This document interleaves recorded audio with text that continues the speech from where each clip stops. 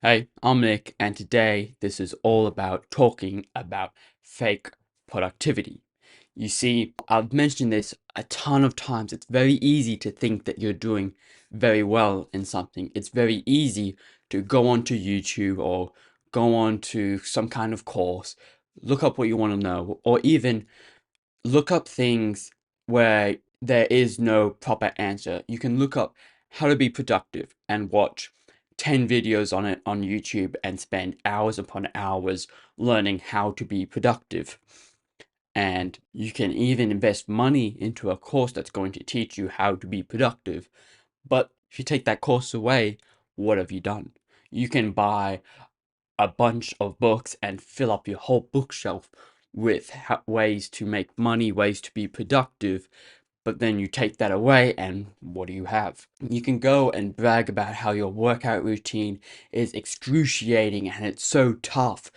And every day you're doing it and you're putting in hours of work into it. But if you take away that explanation, are you really left with a body or a physical feat that actually makes up for the time and effort that you sound like you've been putting into it? Now, the thing that all of these ways of being productive have in common is that it's not actually being productive.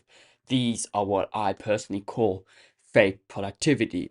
When you're so obsessed with the system that you've built up and how much work ethic you put into it, and you neglect the results, that is called fake productivity. Now, the reason why I want to talk about it so clearly today is that fake productivity is easier to do than actually being productive. And like I've mentioned before, when your brain finds something that's easier to do than something else, it's naturally more inclined to do that rather than the thing that you actually need to do. And so, if any of those examples sounded familiar, then that might just mean that you've got a system that is actually revolving around fake productivity. Now, what I want to also mention is that the problem isn't the amount of work ethic and time that we're putting into these systems, it's about the system itself. It's never a bad thing to invest a lot of time and work into something unless the actual thing that you're doing isn't going to be giving you the results that are equal to the time and effort that you are putting in. As developing your discipline to be able to work on these productivity systems and tactics that you've made up for yourself is to have that ability to step back and reflect on whether or not what you're actually doing is being productive or in fact the fake productivity. Now, the best measure of whether or not something works or not is the results. I've mentioned this a lot in the past.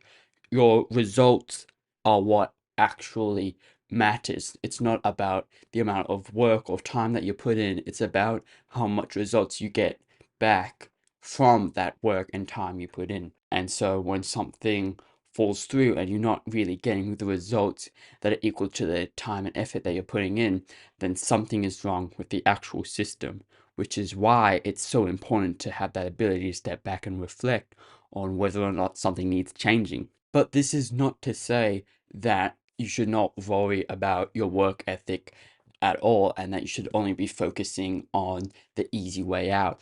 The work ethic is of an equal importance to the actual system. They are on the same level. They just both need to be equally as good as each other to be able to support the results. When one falls through, the other will follow. They lean against each other. They're both dependent on each other. In fact, personally, I believe that the work ethic is almost of a greater importance, as if you're able to develop your discipline by a lot, then you're also able to use that discipline in areas other than the system. But as the end goal, as the takeaway, we should be making sure that we aren't following fake productivity.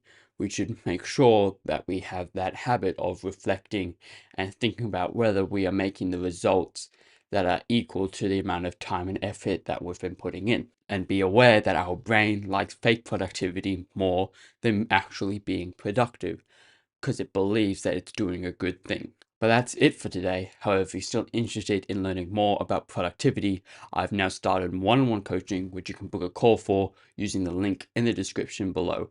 But until then, I'll see you later.